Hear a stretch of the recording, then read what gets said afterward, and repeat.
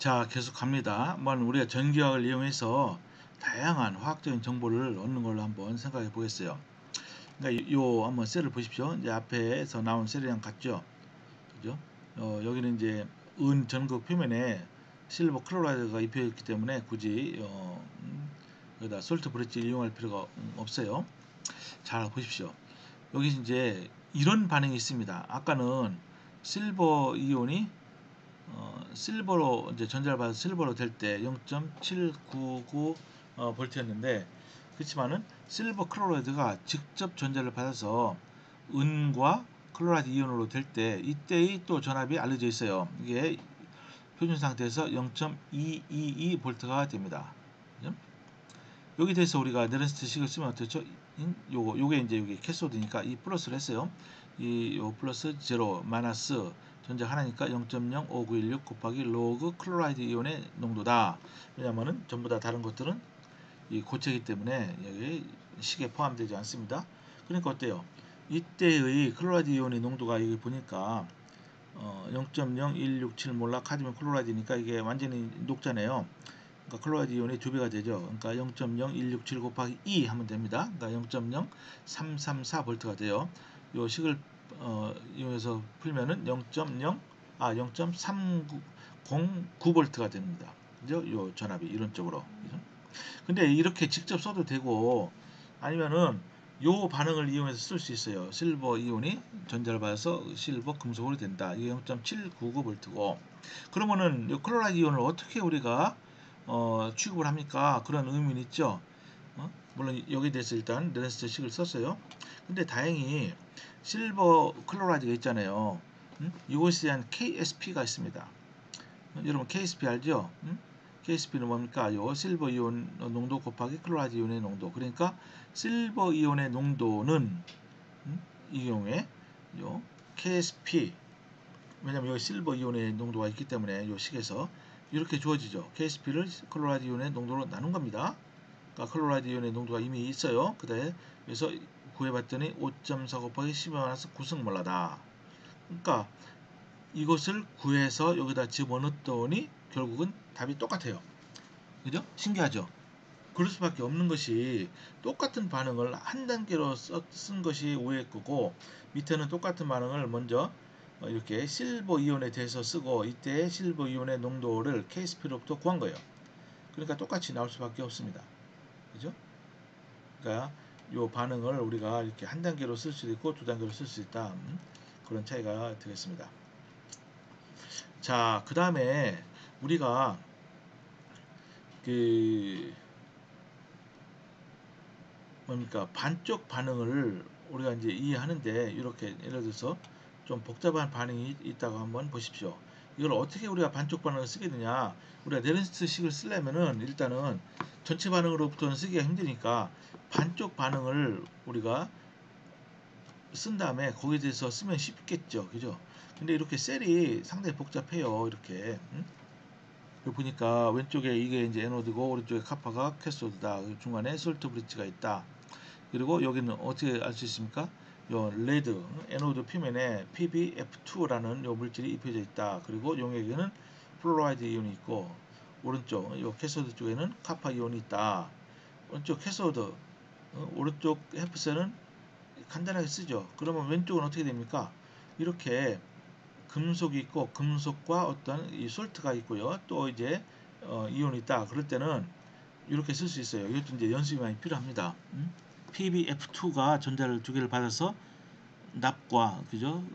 고체와 두 개의 플로라이드 이온이 생성된다. 그죠? 요거에 대한 직접적인 이재료 값이 있으면 좋겠죠. 그죠? 또는 납을 그냥 쓰고요. 그죠? 납을 대해서 아까 우리 실버 클로라이드 했던 것처럼 이렇게 쓰고, 그 다음에 PbF2에 관한 KSP 값을 우리가 이용해서 또 쓸 수가 있어요. 그죠? 그게 이제 요령입니다.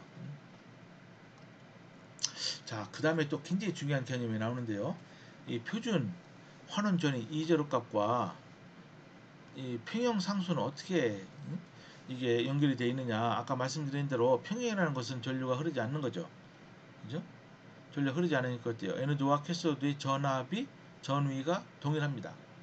그러니까 이렇게 반응이 있어요. 이게 이제 캐소드 반응이고 에노드 반응이다. 물론 이제 환원 형태로 썼습니다. 각각에 대해서 네런스트식을 쓴 다음에 두 개가 동일하다. 그죠? 아니면은 그 차이가 제로다.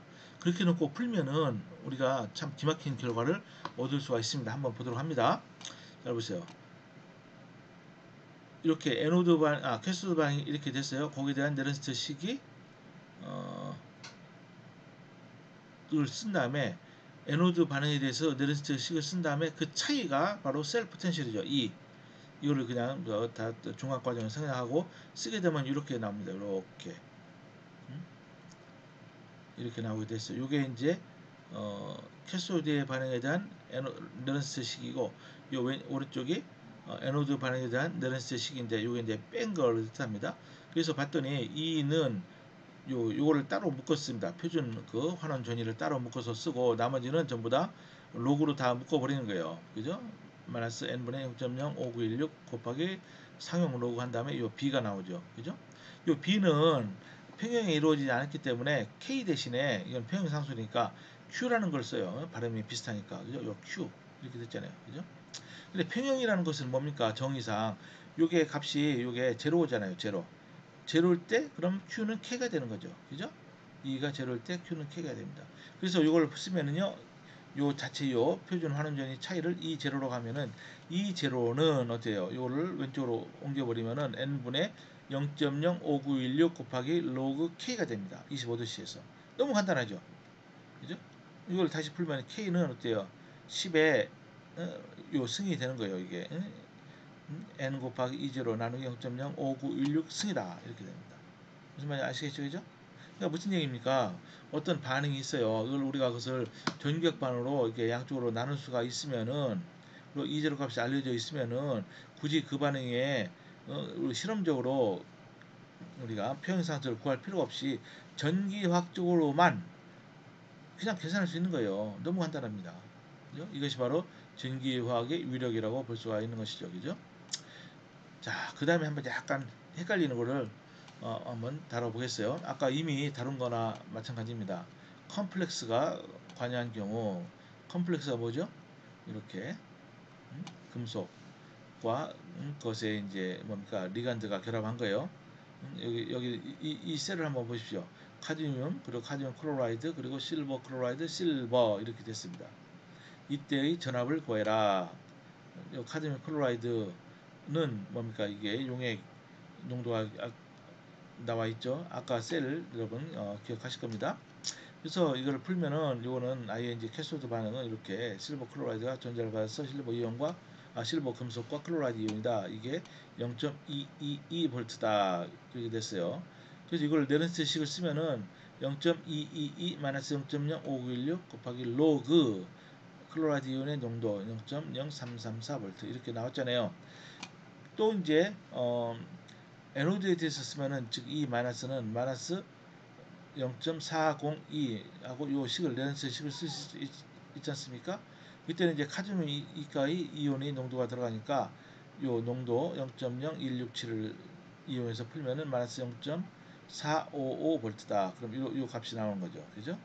이 셀의 전압은 요 값 빼기 이거 하니까 0.764V다. 이렇게 나왔죠. 요거 빼기 이거 하니까 이렇게 나왔습니다. 근데 이렇게 풀어도 되고 또 다른 방식으로 풀 수가 있어요. 어떻게 푸느냐? 아까 말씀드린 대로 KSP 값을 이용해서 푸는 겁니다. KSP는 뭡니까? 실버 클로라이드가 이렇게 녹아나는데 이때 KSP는 요 은이온의 농도와 클로라이드 이온의 농도의 곱이다. 그죠? 요거로부터 시작하는 겁니다. 그런 다음에 요 네런츠 식을 쓴 다음에 실버 이온의 농도를 구했어요. 그리고 요 KSP로부터 그 다음에 여기다 요 네런츠 식에다 집어넣고 풀었어요. 그랬더니 0.03099V다. 이거랑 거의 같죠, 그죠? 약간 오차는 있습니다만은. 그래서 역시 결과는 똑같다 이겁니다. 요 한번 반응식 보십시오. 약간 아까보다는 이게 개수가 2가 나왔습니다. 보세요. 카파가 금속이 철 3가 이온과 반응해요. 그러면은 철3가 이온이 산화제로 작용해서 카파를 이가로 만듭니다. 자기 자신은 이가로 되는 거죠. 그죠? 근데 이거 1대2 반응입니다. 잘 보십시오. 이것은 이제 요 반응에 대한 K값을 구해라. 그럼 어떡합니까 여러분요? 전기화학을 모르는 사람들은 카파 금속을 집어넣어요. 용액에다가. 그런 다음에 거기 용액을 뭘 집어넣습니까? 철3가 이온을 집어넣는 거죠. 그죠? 페리클로라이드 같은 걸 정확히 무게 재가지고서 집어넣어요. 그럼 농도를 알 수 있을 거 아니에요. 그죠? 그런 다음에 막 이제 저 비크를 흔들겠죠. 평형에 도달할 때까지. 그런 다음에 뭘 잽니까? 용액 중에 있는 남아있는 철3가 이온의 농도와 철 반응하고 한 철2가 이온의 농도와 구리 2가 이온 녹아난 이 농도를 구해서 어떻게 합니까? 그런 다음에 저걸 이용하는 거죠. 저기 평형산소 K는 정의가 이렇게 되니까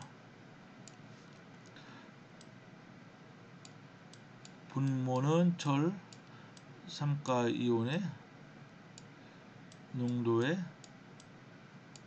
제곱이 되고 분자는 어때요? 철 2가 이온의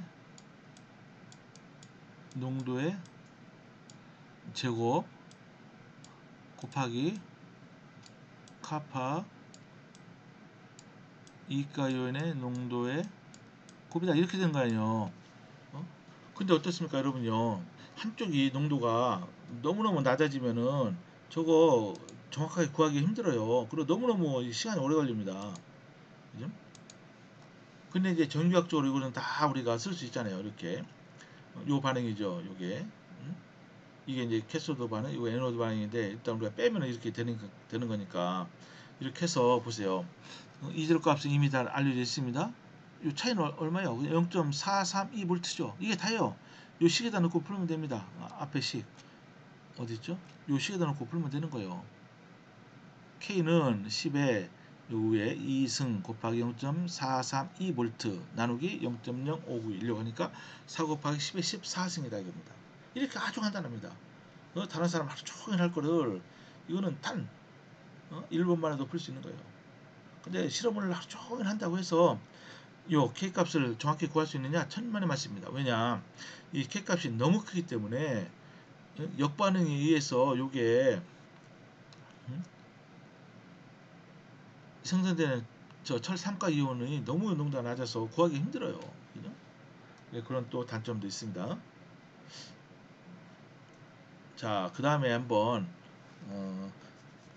전기학 반응이 아닌 그 화학 반응에 대해서도요. 전기학 반응을 잘 이용하면은 우리가 평형상수 값을 구할 수가 있는 겁니다. 여기서 우리가 목적이 뭐냐면요. 여기 페러스 카보네이트 이거는 물에 잘 안 녹거든요.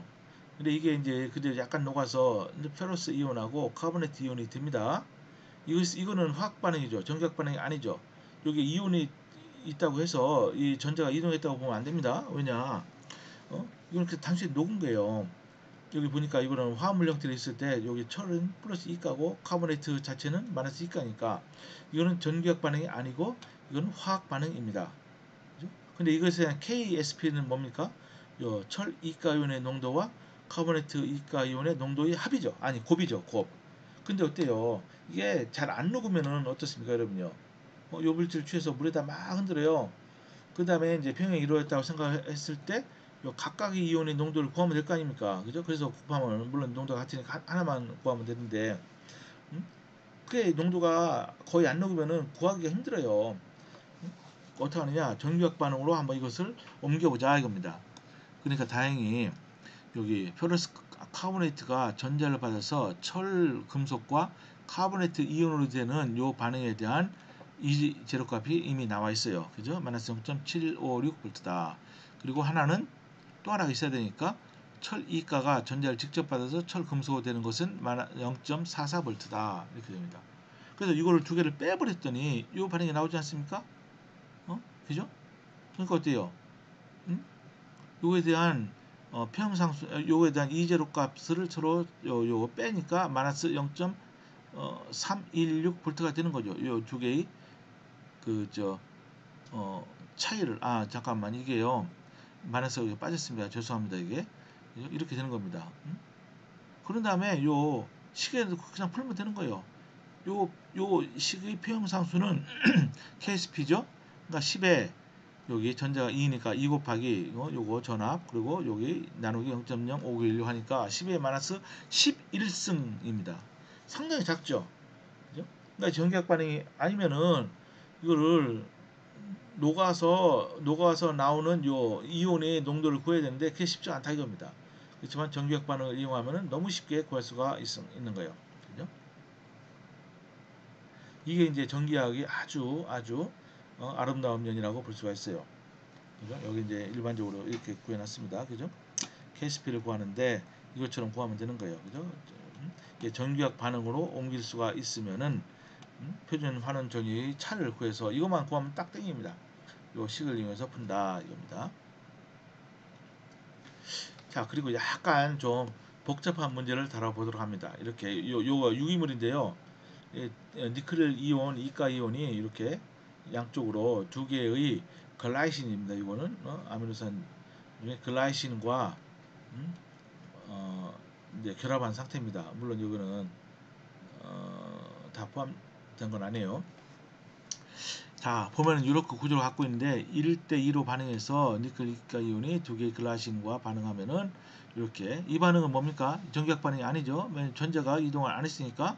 근데 어쨌든 이 반응에 대한 평형상수는 K는 어떻게 됩니까? 이거 나왔죠? 1.2 곱하기 10의 11승이다. 이게 굉장히 반응이 오른쪽으로 잘 간다. 그죠? 근데 여기 니켈 이가 이온이 전자를 두 개를 받아서 니켈로 된다. 이때 이절 값은 마이너스 0.236V다. 이 두 개의 식을 이용해서 이걸 구해버리는 거. 이때는 화학 반응에 대한 정보가 있고요. 하나의 전기학 반응에 대한 정보가 있고 또 하나 요 컴플렉스 이것이 전자를 받아서 니켈 금속과 두 개의 글라이신 이온으로 된다. 요 반응에 대한 이제로 값을 구해봐라. 이건 어때요? 이거는 뭐 똑같은 문제입니다. 근데 이제 뭘 구하느냐? 다른 거 다 주어지고 이때는 이제로 값을 구하는 거 그거가 다른 거죠. 잘 보십시오. 먼저 이렇게 니켈 이가이온 전자를 받아서 이렇게 되는 걸 써요. 그럼 요거 반응식이 이렇게 있고요. 근데 우리가 원하는 것은 요거잖아요. 요거. 근데 이제로 값을 우리가 몰라요. 근데 어쨌든 이것을 우리가 캐소드 반응, 이걸 에노드 반응이라고 하고서 두 개의 식에서 빼면은 요게 됩니다. 요 반응이 되는 거예요. 그죠? 니켈 이거는 살아남고 글라신 요게 있고요. 빼니까 요게 이쪽으로 왼쪽으로 가죠. 그럼 요게 남는 거예요. 그죠? 이것에 대한 KSP K 값은 이렇게 구해져 있죠. 그죠? 그래서 어렵게 생각하지 마시고 각각에 대해서 이게 평형이니까 어때요? 네렌스트식을 쓰면 되는 겁니다. 2는 어때요? 2는 이거 n분의 0.05916 곱하기 로그 k다. 로그 k가 뭡니까? 이 k. 이것의 이퀄리브럼 컨스탄트가 되는 거죠. 그죠? 근데 이제로는 뭡니까? 이제로는 이 두 개의 차이가 되겠죠. 이 두 개의 차이. 근데 이걸 모르잖아요. 이거를 몰라요. 그죠? 그러니까 이제 어떻게 됩니까? 여기서 이제 이 전체 요 차이는 이건 모르지만 이 차이는 요 식으로부터 구했어요. 그러니까 0.328V죠. 즉 0.328V는 마이너스 0.236V 빼기 이 제로 마이너스가 되는 거죠. 그죠? 이렇게 되는 겁니다. 그러니까 이 제로 마이너스는 여기 요거 빼기 이 제로값 요 값. 그러니까 마이너스 0.564V다. 이렇게도 우리가 문제를 약간 비틀은 건데 이렇게도 충분히 구할 수 있다 이겁니다. 그죠? 뭐 간단하죠? 자, 여기서 잠깐 쉬도록 하겠습니다.